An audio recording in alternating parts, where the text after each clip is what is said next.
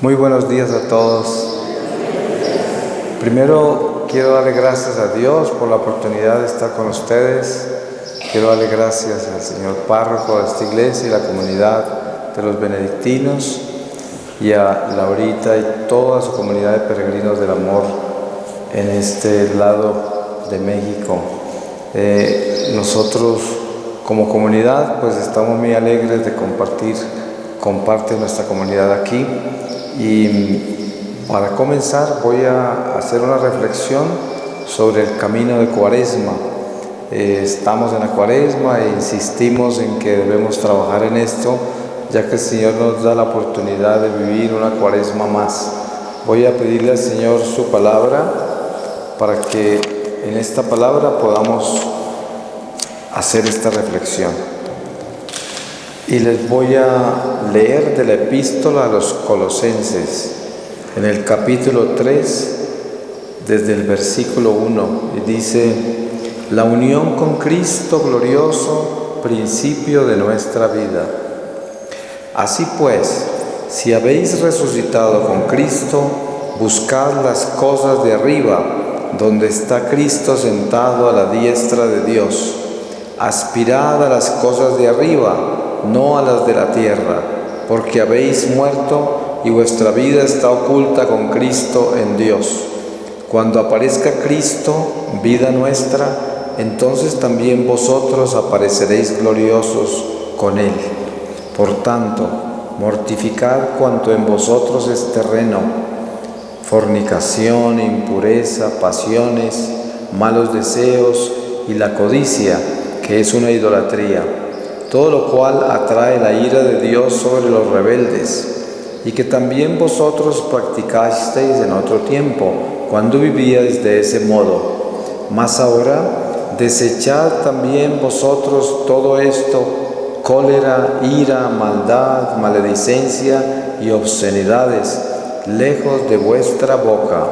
No os mintáis unos a otros, pues despojados del hombre viejo con sus obras, os habéis revestido del hombre nuevo, que se va renovando hasta alcanzar un conocimiento perfecto, según la imagen de su Creador, donde no hay griego y judío, circuncisión e incircuncisión, bárbaro, escita, esclavo, libre, sino que Cristo es todo y en todos. Palabra de Dios. Pues le damos gracias a Dios que nos da esta palabra de San Pablo para iniciar esta reflexión muy apropiada. Precisamente la exhortación que nosotros recibimos de la palabra de Dios, tanto en el Evangelio como en todas estas epístolas, es siempre esa llamada tan clara y firme a atacar todo lo que está mal en nosotros, el vicio, las malas costumbres, las malas tendencias, el pecado en general, y buscar la gracia de Dios, todas esas virtudes. Y estas reflexiones de Cuaresma nos llaman a nosotros a edificarnos en nuestras virtudes. Y seguramente que cada uno de nosotros que camina con esta vida terrenal tan difícil en el día a día, y me refiero difícil no solamente por las luchas que tenemos de la supervivencia y las luchas que tenemos en tantos otros aspectos de la vida, sino la lucha con nosotros mismos para que podamos estar constantemente buscando la obediencia a Dios, superando todas nuestras debilidades y malas tendencias que sabemos que no van a desaparecer necesariamente, pero que sí les podemos poner riendas, como le pone el jinete al caballo, porque hay que llevarlo con las riendas muy apretadas para que no haga lo que quiera. Esta naturaleza humana, que siendo buena, tiene tendencias muy malas. Por eso el Señor, cada que nos reúne en esta estación litúrgica de Cuaresma, primero que todo nos da la conciencia de que debemos darle muchas gracias, porque esta es una oportunidad más de prepararnos mejor para encontrarnos con Él.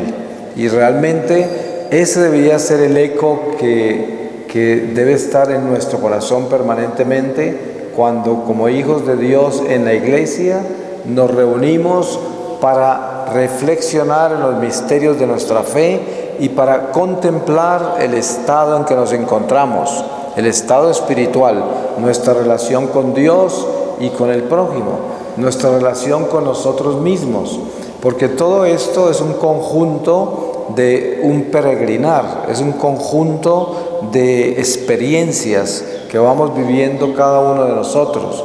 Y sabemos que la experiencia diaria es una oportunidad. Cada instante de nuestra vida puede vivirse para bien o para mal.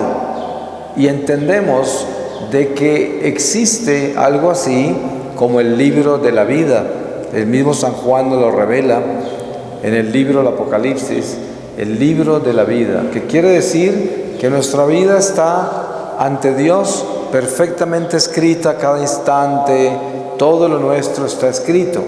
Ahora, la revelación más increíblemente grande en Jesucristo con relación a eso son los sacramentos, especialmente en este caso relacionado con el libro de la vida y lo que está escrito ya de lo que hemos hecho, especialmente el sacramento de la reconciliación, porque Dios es tan bueno que Él nos da la oportunidad de borrar cosas malas que hemos hecho al arrepentirnos y al entregarnos a ese sacramento y esa absolución, y de comenzar de nuevo, de hacer borrón y cuenta nueva.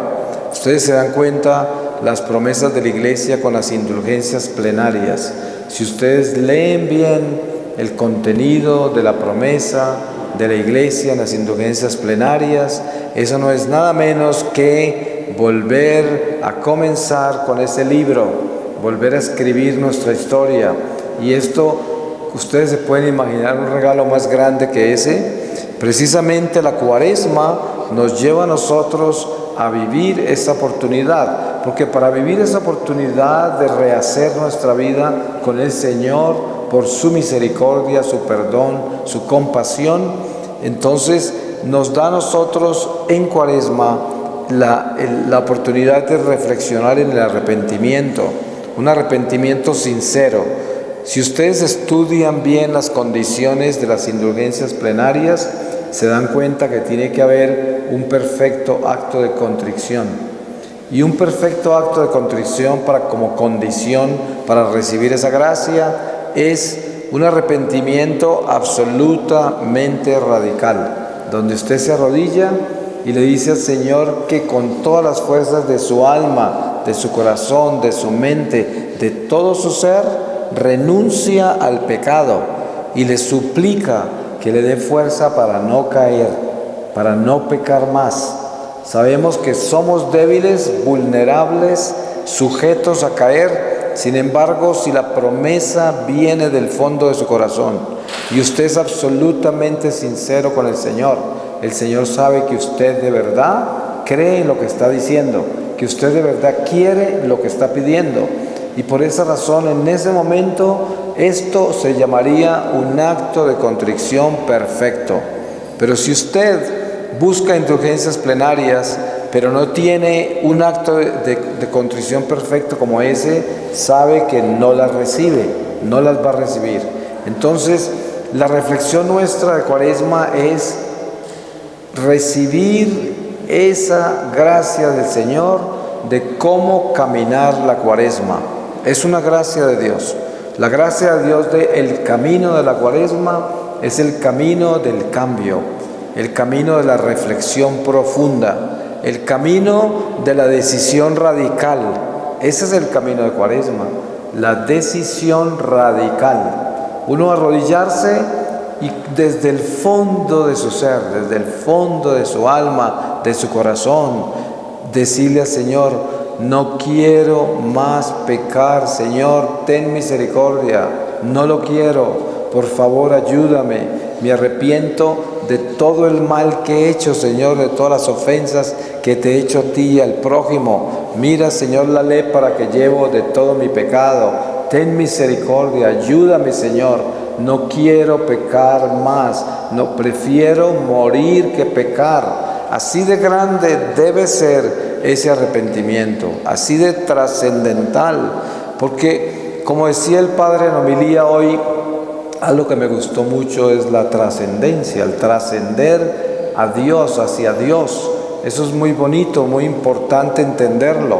¿Cómo trascendemos hacia Dios?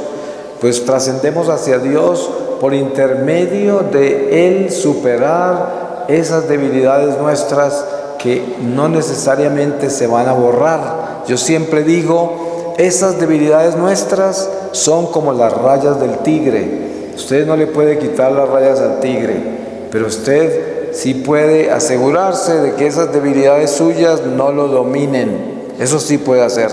Ustedes saben que yo tengo tentaciones, usted tiene tentaciones, pero eso no quiere decir que ya vamos a caer.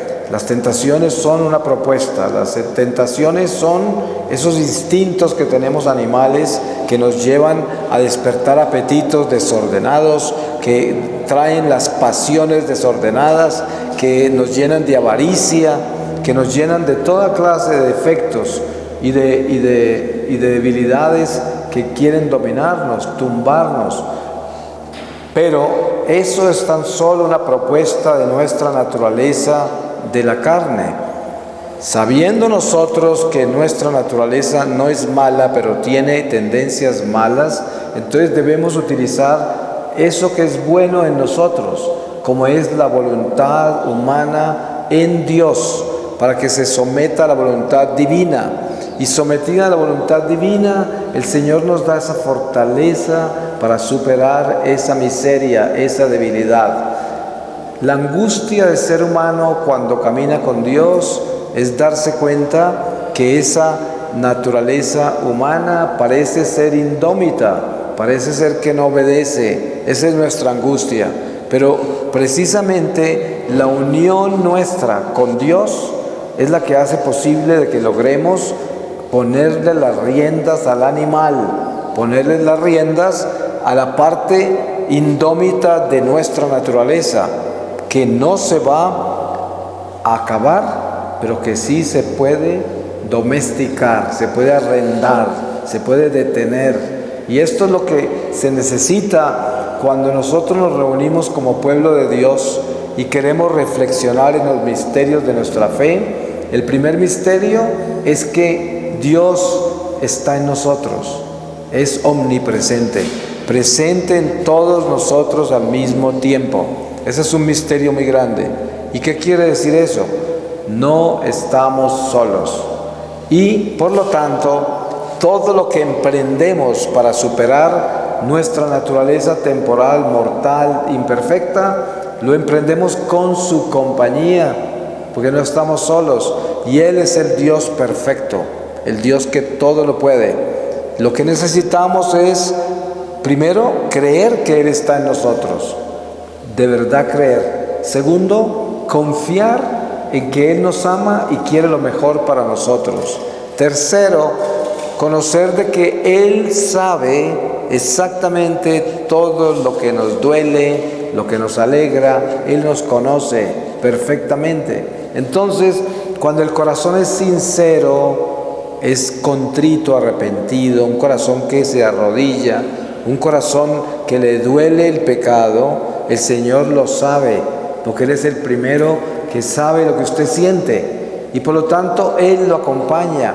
Dese en cuenta que cuando San Agustín dice, Dios que te creó sin ti no te puede salvar sin ti, nos recuerda a nosotros lo importante que es el entender que tenemos que poner todo lo que esté de nuestra parte para superar cada una de nuestras debilidades. Lo primero que está de nuestra parte y lo más importante es renunciar a esa debilidad, a ese pecado, a esa mala tendencia.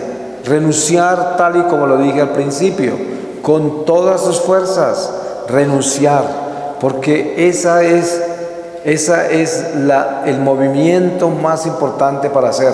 Ahí es donde está el secreto, la decisión, que no sea una decisión mediocre. ¿De dónde aparece el tibio? ¿De dónde aparece el hipócrita y la mediocridad religiosa? Aparece de la falta de decisión radical, de ahí aparece.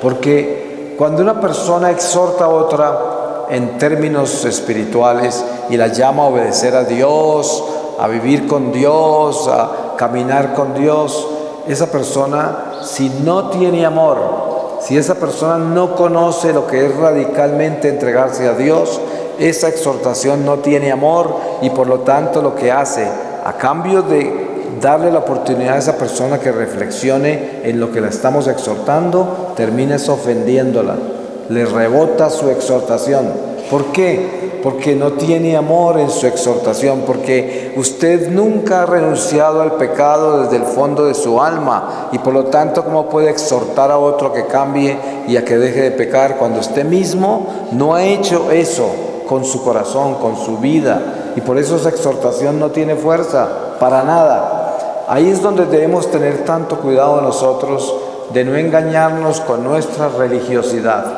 y no confundir la religiosidad con la espiritualidad, porque la espiritualidad viene de espíritu y el espíritu nuestro que nos mueve es Dios y por lo tanto Dios es amor y entonces lo que decimos, lo que exhortamos, lo que denunciamos, lo hacemos con el espíritu de Dios y por lo tanto tiene amor y penetra el corazón del prójimo y cuando lo penetra lo hace cuestionarse, lo hace pensar, reflexionar, pero no se ofende porque lleva la fuerza de Dios. Hay personas que cuando uno les dice algo que exige un cambio en ellos o por lo menos un despertar, no se ofenden, sino que piensan, se ponen tristes, algunos lloran, otros se van en silencio, pero no se ofenden porque se les dio con amor ese vino puro de Dios, ese vino puro y añejo del Señor, esa sangre que corre por entre todos nosotros a través del tiempo, que es la sangre de Jesús, y corre a través del Espíritu Santo en nuestra palabra, en nuestras acciones, cuando nosotros estamos compenetrados con Dios. Des en cuenta el milagro tan grande que es la sangre del Señor. Cuando nosotros reflexionamos en el misterio de la sangre, sabemos que la sangre es la vida. Si nosotros nos desangramos, nos morimos. En el Antiguo Testamento podemos ver tanto lo que hacía el pueblo de Dios como lo que hacían los paganos. ¿Qué hacían? Para todo lo que hacían con relación al Ser Supremo, si eran paganos, que tenían tantos dioses, o el pueblo de Dios al Dios verdadero, el Dios de Abraham, de Jacob, el Dios de Isaac, todos esos eran sacrificios de sangre, sangre de animal, algunos paganos con sangre humana, y así era sangre, sangre, sangre. Cuando Jesús se encarna, derrama la sangre por todos nosotros y se acaban los sacrificios de sangre. Miren que los judíos que no se convirtieron al cristianismo, sin embargo, después de Cristo, no volvieron a hacer sacrificios de sangre. Usted no ve ninguna sinagoga en la cual están matando los corderos. En ninguna sinagoga en la Pascua están sacrificando corderos y ofreciéndole sangre a Dios. Qué extraño, ¿no? Cuando eso lo hicieron por tantos siglos y de repente no aceptan el Mesías, pero terminan todos los sacrificios de sangre de los judíos. Eso es algo que dice mucho si lo miramos con cuidado, ¿no? No es un accidente, no es una coincidencia. Esa sangre del Señor, especialmente en el momento en que esa lanza le atraviesa su corazón en la cruz y sale toda esa sangre y el agua, esa sangre continúa corriendo a través de los siglos por dentro de nosotros, porque vivir en Cristo es cristificarse, es convertirse en otro Cristo. Por eso tenemos como ejemplo de la iglesia cuerpos incorruptos, porque esos cuerpos no se corrompieron, porque llegaron a tener esa perfecta transfusión de sangre, cambiaron su sangre impura, sangre mortal e imperfecta, por la sangre pura y perfecta del Señor.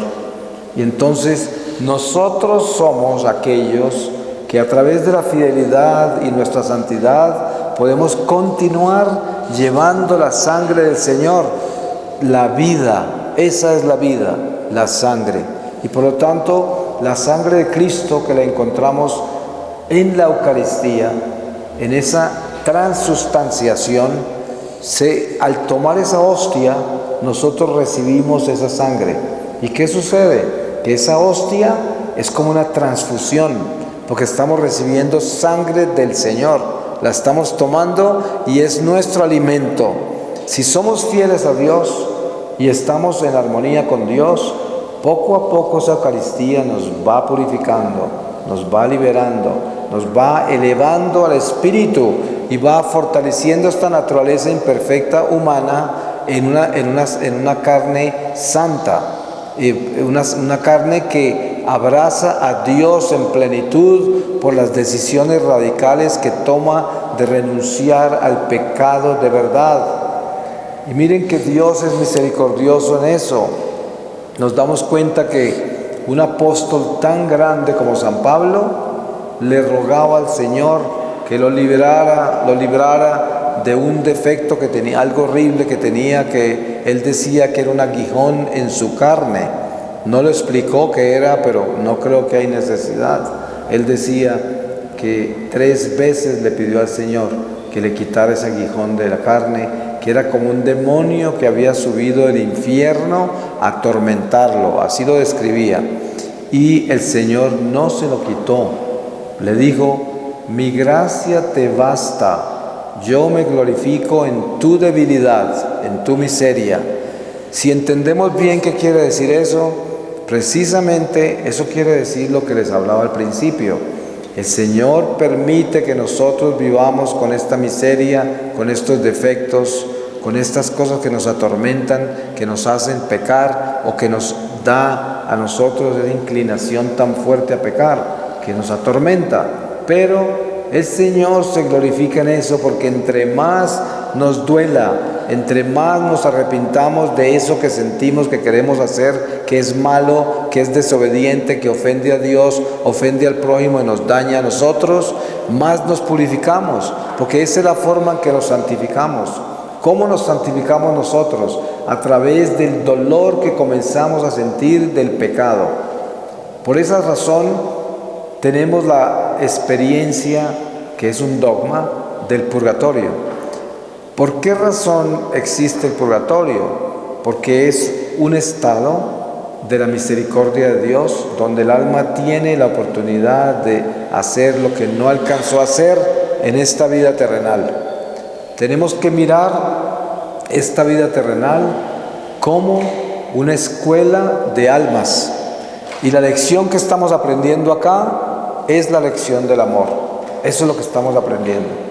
Todas las áreas donde no tenemos amor, las tenemos que purificar, en esta vida o en la otra. Por esa razón, la Cuaresma es una invitación absolutamente preciosa, porque es la oportunidad para reflexionar en todas las áreas donde no tenemos amor. ¿Se imaginan lo grande que es eso? Lo precioso que es eso, de mirarnos bien, con cuidado, y darnos cuenta dónde no estamos amando. Y cuando nos damos cuenta de eso, nos estamos purificando, nos estamos santificando. Porque lo primero que usted siente cuando se da cuenta dónde no está amando, ¿qué siente? Dolor. Usted siente que no estoy haciendo esto bien, no estoy amando bien, no estoy llevando ese amor de Dios en todas partes de mi vida, en todo lo que hago, lo que pienso, lo que siento, en mis impulsos, mis proyectos, en todo lo que yo soy. Falta amor de Dios aquí, falta allá. Eso es precisamente la forma de edificarnos en una forma que quedemos en el reino de la luz desde ahora. Porque por eso Jesús anuncia que el reino de Dios está entre nosotros. No es que el reino de Dios viene, sino que ya está acá. Y ese reino que Jesús le dice a Pilatos que no es de este mundo, ¿cómo lo podemos explicar que está entre nosotros si no es de este mundo? Porque esa es la vida venidera, pero prometida en Jesucristo, y además que ya nos da las primicias de esa gracia por intermedio de su Santo Espíritu. Y esas primicias las saboreamos ahora con nuestra fidelidad a Dios, con nuestra obediencia. saboreamos las primicias de lo que viene, de la plenitud de la gloria. Por esa razón debemos entregarnos completamente a Dios para que continuemos cada vez más saboreando esa gloria de Dios que va a venir en plenitud, pero que desde ahora el Señor nos permite que vivamos esa gracia, esas primicias. Cada que usted pasa una temporada de su vida en gracia de Dios, usted siente que la vida fluye en una forma muy diferente que cuando usted no está en gracia de Dios. Cuando está en gracia de Dios, el tiempo es diferente, todo es diferente, el aire que respira es diferente, la forma en que se comunica con la gente, la forma en que usted ve al prójimo, la forma en que usted ve la vida, toda es diferente cuando estamos en gracia. Cuando no estamos en gracia, todo cambia, parece que todo se marchitara, porque vivimos como animales. Y esto es precisamente lo que nos enseña la Iglesia. Tenemos que aceptar que tenemos un animal dentro de nuestra naturaleza, pero no podemos olvidar que también tenemos espíritu.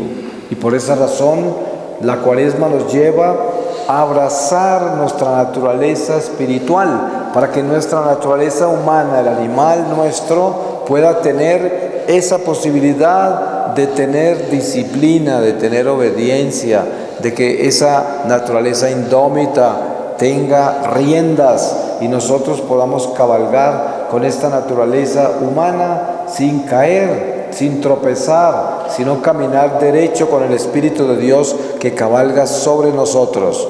Eso es importante tenerlo claro para que nos demos cuenta que el llamado de Dios en la Cuaresma no es simplemente venir a confesarme, no es simplemente ayunar y dar limosna, es mucho más que eso.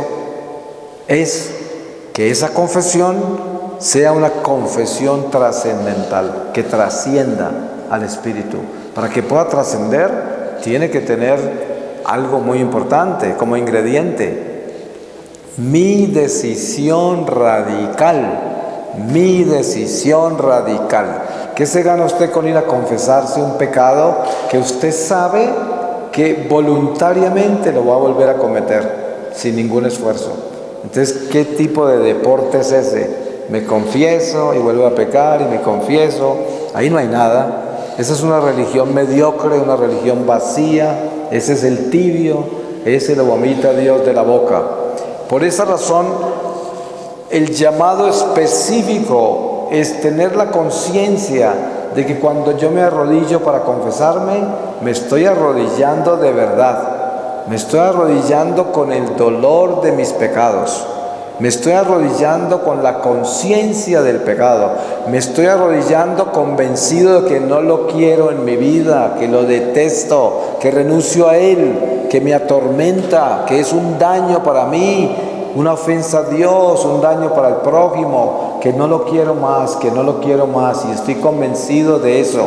Esa es la condición, ese es el combustible que va a encender esa llama interior que está tenue por nuestra infidelidad, por la desnutrición de nuestras virtudes y que necesitamos elevar y fortalecer por intermedio de esta estación de Cuaresma, donde la Iglesia nos provee con una bendición extraordinaria.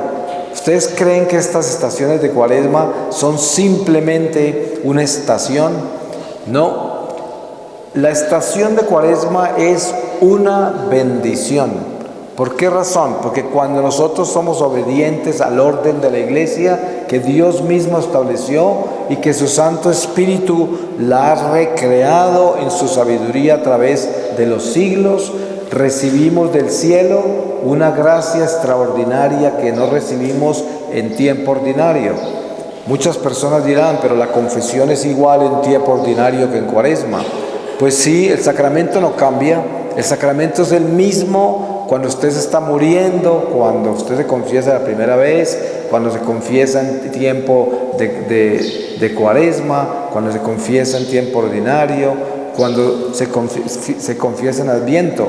Pero es que la Cuaresma es una estación de un llamado a la conversión, porque vamos a prepararnos para la Pascua, pero también dentro de la preparación para la Pascua que es el regalo más grande, porque es la resurrección del Señor, que nos da esa gracia, la salvación plena, el dominio de la muerte, la derrota al pecado, todo lo que Jesús hace en la resurrección.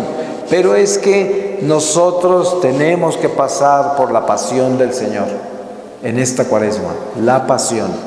¿Y cómo podemos vivir la pasión del Señor nosotros en la Cuaresma? Pues precisamente el unirnos al Señor en su pasión es unirnos al dolor que nos debe dar nuestro pecado. Esa es la forma de unirnos.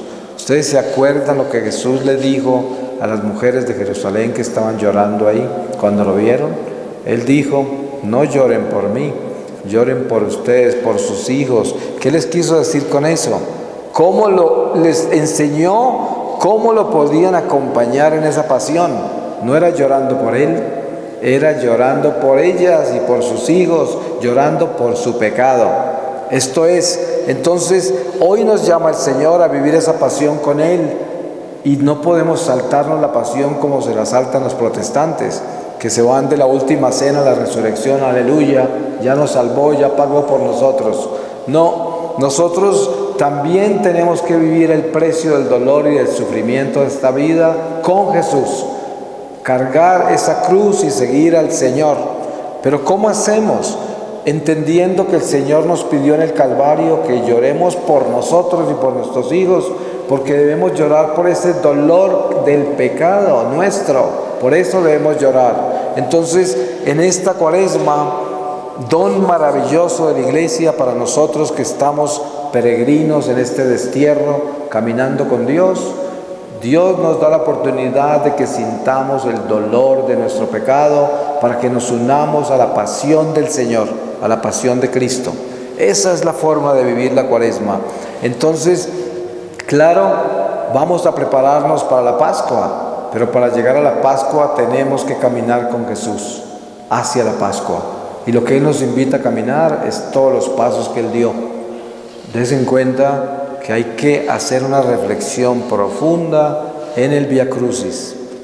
Benditos los ancestros de nuestra Iglesia, nuestros padres, que reflexionaron tan profundamente en el misterio de la pasión del Señor, que nos han dejado estas devociones tan grandes que el Espíritu Santo les ha inspirado. Los que nos han dejado el Vía Crucis, por ejemplo. Qué reflexión tan increíble. A través de místicos de la Iglesia se ha conocido que la misma Virgen María recorría esos pasos del Señor a veces en la Tierra Santa. Y quién sabe cuántas otras cosas hicieron los apóstoles al principio de la Iglesia, sobre todo lo que vivió Jesús, que ellos no pudieron acompañarlo. Los apóstoles debieron sentir mucho dolor después de que recibieron el Espíritu Santo y recibieron la plenitud de la sabiduría, y se dieron cuenta cómo habían sido de cobardes cuando Jesús fue arrestado y le tocó caminar por ese Calvario con unos pocos. Los apóstoles todos corrieron, con excepción de Juan. Y esto ustedes saben perfectamente de que a ellos les dolió mucho, mucho, cuando se dieron cuenta de eso, cuando el Espíritu Santo se los mostró. Se decía que Pedro lloró y lloró y lloró y lloró por esa traición que le hizo al Señor cuando lo negó. Y quién sabe cuánto llorarían los otros por no haber estado con Él, como Juan, caminando por el Calvario. Todos lo hubieran podido hacer perfectamente. Si lo hizo Juan, ¿por qué no lo podían hacer ellos? Cada uno. Pero miren, eso es lo que nos sucede a nosotros en nuestra vida.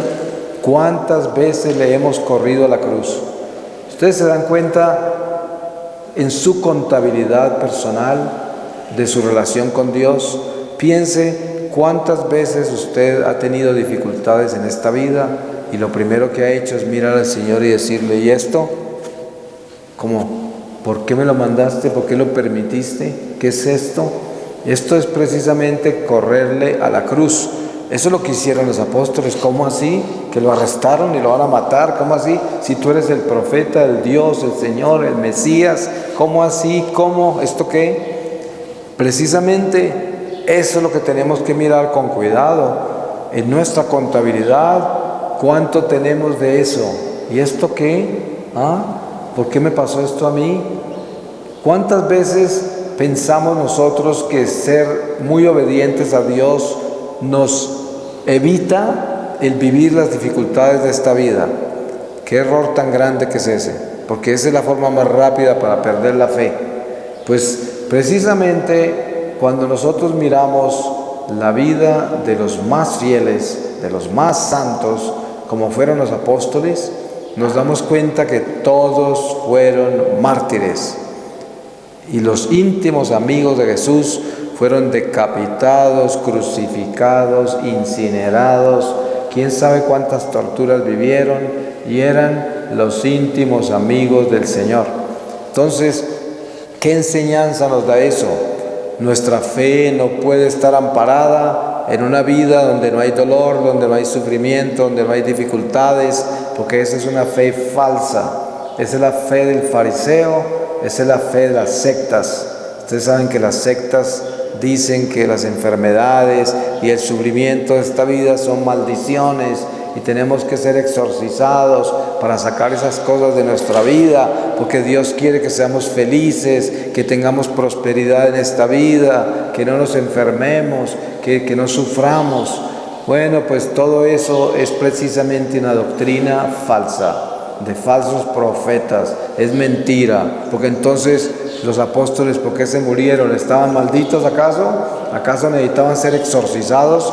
Y por eso fue que los decapitaron y los crucificaron, porque necesitaban un exorcismo. Ustedes saben que eso es mentira. Por lo tanto, toda esa teología de las sectas es falsa. Ese cristianismo falso de la supuesta reforma, que yo la llamo la deformación, no la reformación. Entonces, hay que entender que en nuestra teología católica el dolor, el sufrimiento es parte de nuestra purificación, es parte de nuestra vida. Muchas veces el sufrimiento nuestro, el dolor nuestro es causa de nuestros pecados. San Pedro dice que tu sufrimiento, que tus dificultades en esta vida sean por una vida en santidad, para que así capitalices en las gracias que te da el Señor por sufrir con amor y por ofrecerles amor al Señor, pero que no sea por desobediencia, que tu sufrimiento no sea porque te sorprendieron robando, porque eres un fornicador, porque eres un mentiroso, un calumniador, porque eres un idólatra, avaro, que no sea por eso, que tu sufrimiento sea porque eres santo, porque te estás purificando, porque estás viviendo las dificultades de esta vida con amor, con resignación, con paciencia, con compasión, y le estás ofreciendo todo a Dios sin quejarte, sin dudar de Dios, sin que tu fe se disminuya, sino al contrario, que tu fe se aumente. Ese es el camino con el Señor. Esa es nuestra cuaresma, esa es nuestra reflexión. Tenemos que entender que Dios nos está llamando a nosotros a vivir algo extraordinario en este momento, aquí en este templo. Nos está llamando a mirarnos con cuidado, por inspiración del Espíritu Santo, y darnos cuenta dónde está ese mal al cual tenemos que renunciar profundamente, o esos males, que a veces no es uno solo. Detectarlo bien. A veces el pecado es tan astuto y subliminal que ni siquiera nos damos cuenta que está ahí, y seguramente es el que más daño nos está haciendo, es el que más daño nos puede estar haciendo. Hay personas que son egoístas, increíblemente egoístas, pero se van a confesar de que mataron una mosca en la casa, o que miraron mal a alguien, pero se les olvida confesar el egoísmo.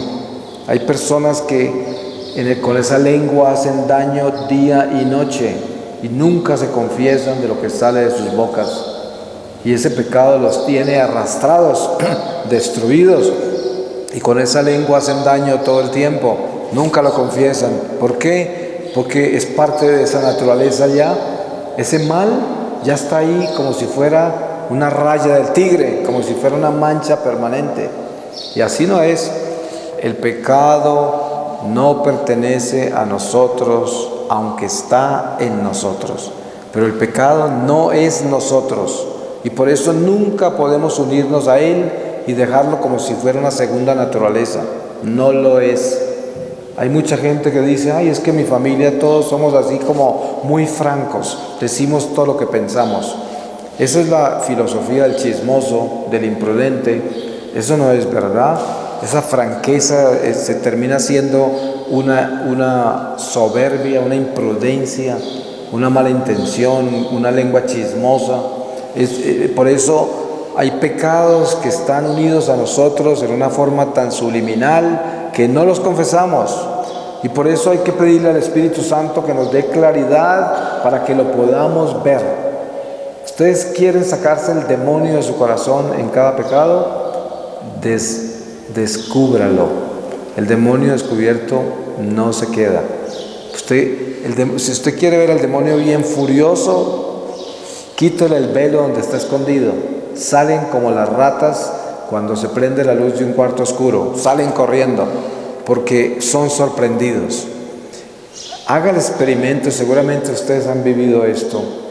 Cuando uno está caminando con Dios y conoce las cosas de Dios y sabe exactamente qué evitar, distingue bien entre el bien y el mal y está cuidadoso, y se encuentra una persona que está en el mal, que está en pecado, pero es una persona católica, una persona que a lo mejor está en su familia, es un amigo y está practicando cosas de la nueva era, metido en toda clase de supersticiones y adivinación y sortilegios y astrologías y quién sabe cuántas otras cosas de la nueva era, y usted exhorta a esa persona.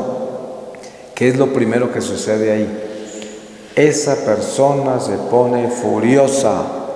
¿Por qué? Es el espíritu del mal en esa persona que reacciona porque el diablo fue desenmascarado, y lo primero que hace es atacar, enseguida ataca, y ese es el pecado.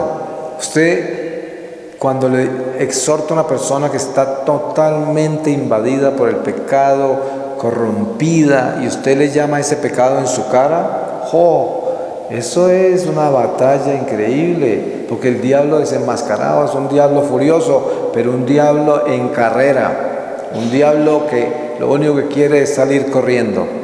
Eso es lo que pasa con los exorcismos. No sé cuántos de ustedes han estado en un exorcismo. Una persona posesa, cuando llega el sacerdote con todos los elementos de un exorcismo, comienza a gritar ese espíritu o esos espíritus, comienzan a maldecir, comienzan a gritar. Ustedes se dan cuenta lo que le decían a Jesús cuando aparecía Jesús y había un poseso por ahí. Siempre se quejaban: ¿por qué tenías que venir? ¿Qué te hemos hecho? Y le pedían que no los sacara de esa persona, o que a esos de los gerasenos pidieron que los dejara entrar en los cerdos, que fue una ignorancia de ellos, porque los cerdos no tienen razón y por lo tanto, como ellos son cuerpos intelectuales, los espíritus necesitan un intelecto para poder quedarse en un cuerpo, y los cerdos no tienen intelecto. Entonces los cerdos, al sentir algo encima de ellos, lo único que hicieron fue correr al lago y se ahogaron, y los espíritus cayeron al abismo. Así de torpes fueron al frente de Dios mismo, al frente de Jesús. Por eso esos espíritus gritan, lloran, protestan, porque los sorprendieron, porque los desenmascararon.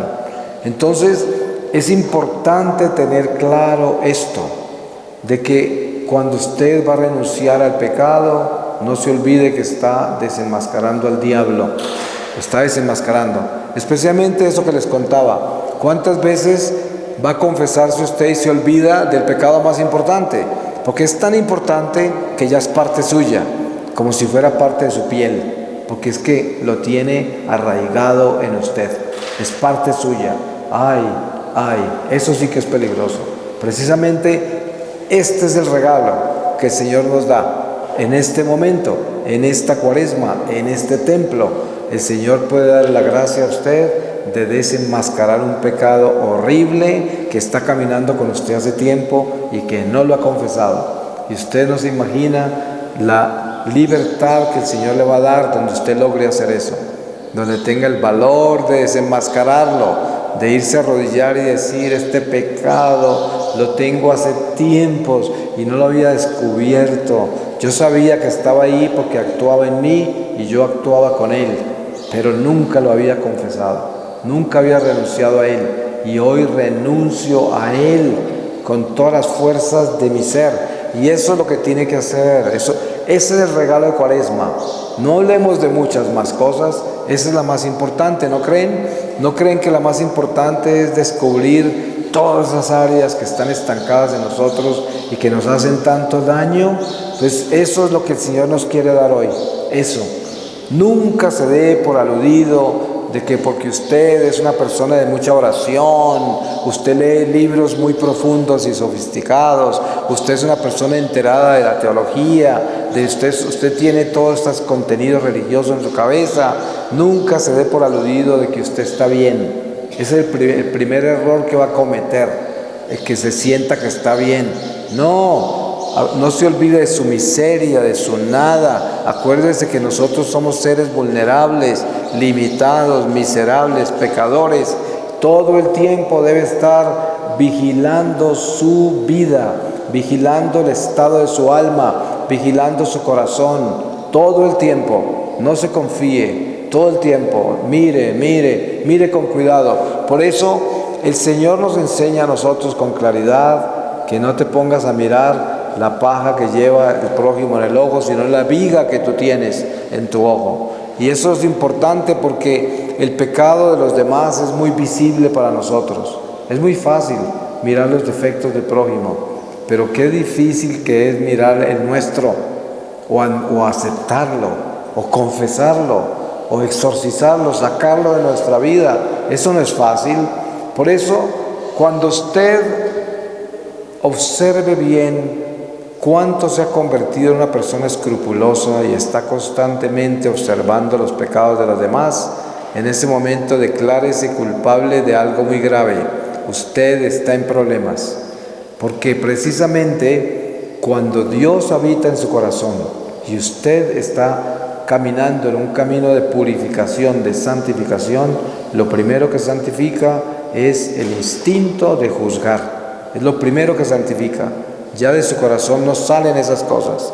De su corazón sale la compasión por el prójimo, porque usted sabe que el prójimo está luchando tanto como usted, o tiene que luchar tanto como usted, para poder lograr lo que tenemos todos que lograr, que es superar el pecado y alcanzar la salvación. Por lo tanto, el crecimiento espiritual es el único que nos lleva a vivir una vida ordenada en el amor, donde no juzgamos. Si usted es una persona que anda juzgando, anda comparando lo que usted hace con otros y piensa que usted está haciendo algo mejor que los demás, revísese bien, porque va mal, está caminando mal. Ninguna espiritualidad es mejor que la otra. La iglesia tiene muchos carismas, pero todos esos carismas tienen una sola cabeza que se llama Cristo. Por eso usted jamás se va a levantar su cabecita y su pecho pensando que usted tiene lo mejor y los demás tienen que aprender. No, todos tenemos lo mejor que se llama Cristo, y eso es la cabeza de nuestra vida. Todos los otros carismas, ramas de la iglesia, inspiraciones que Dios nos da a través de los siglos por medio de los místicos, de los santos, son avenidas que Dios abre para que vivamos con la cabeza que es Jesucristo, pero ninguna es mejor que la otra, ninguna. Por eso lo único bueno es Dios, es lo único bueno. Lo demás, olvídese, porque es imperfecto. Entonces nosotros caminamos con el Señor, y el Señor en la iglesia nos da toda clase de carismas, toda clase de dones, pero todos esos carismas y esos dones, como dice San Pablo, pasarán. Pero lo que no pasará nunca es esa palabra de Dios, ese amor de Dios. Y ahí es donde debemos estar sembrados, no en los carismas, ni en los dones, ni en las espiritualidades. Eso todo está muy bien porque es una herramienta para caminar y encontrar nuestra santificación. Pero nada de eso es tan importante como estar unido a la cabeza que es Jesucristo. Y para estar unida a esa cabeza necesitamos trascender. ¿Y cómo trascendemos? A través del arrepentimiento radical de nosotros, el arrepentimiento de ese pecado que nos acompaña. Eso es trascender. No podemos trascender si no nos arrepentimos de verdad. ¿De qué le sirve a usted vivir carismas inmensos en la iglesia espiritualidades profundísimas, caminos de mucho sacrificio, penitencia, mortificación, horas y horas de oración, esto y lo otro. Si usted no tiene un cambio radical contra el pecado, radical, y además si usted no ha desenmascarado el pecado que está envuelto en usted, que es el que más daño le está haciendo y el que nunca confiesa. Eso es, por eso la Cuaresma es un don maravilloso, es una gracia maravillosa, y utilicémosla abriéndonos al Señor. Implórele a Dios en este momento que le abra sus ojos del alma y le deje ver qué está envuelto en usted que usted no ha confesado. ¿Qué serpiente tiene enredada ahí que le está haciendo daño a usted y al prójimo y ofendiendo a Dios y usted no ha confesado?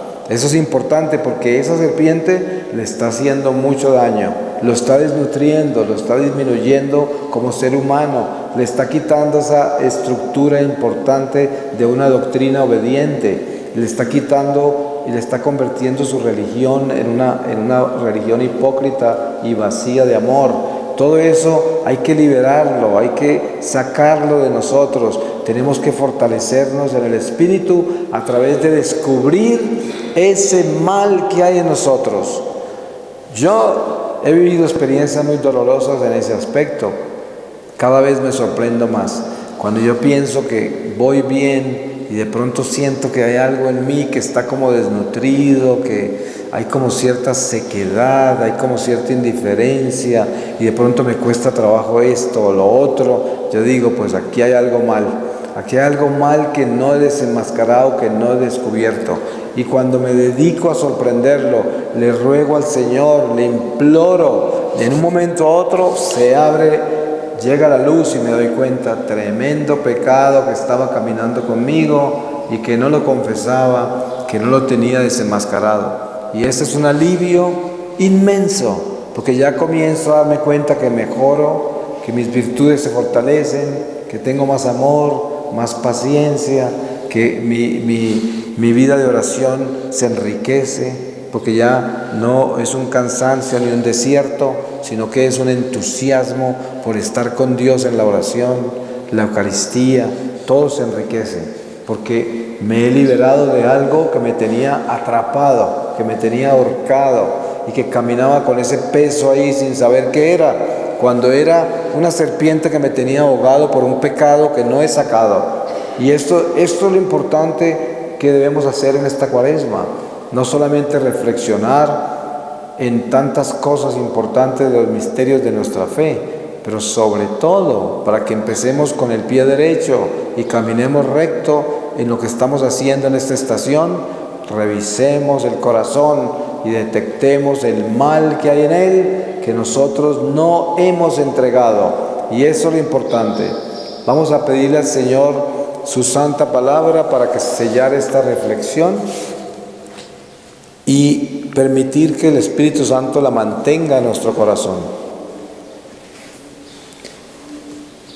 Les voy a leer de la epístola a los Romanos desde el capítulo 16, versículo 17. Dice: os ruego, hermanos, que os guardéis de los que suscitan divisiones y escándalos contra la doctrina que habéis aprendido. Apartaos de ellos, pues esos tales no sirven a nuestro Señor Jesucristo, sino a su propio vientre, y por medio de suaves palabras y lisonjas seducen los corazones de los sencillos. La fama de vuestra obediencia se ha divulgado por todas partes, por lo cual me alegro de vosotros, pero quiero que seáis sensatos para el bien e inmunes del mal. Y el Dios de la paz aplastará bien pronto a Satanás bajo vuestros pies. La gracia de nuestro Señor Jesucristo sea con vosotros. Palabra de Dios. Le damos gracias al Señor por este momento de reflexión y ahorita tomamos un descanso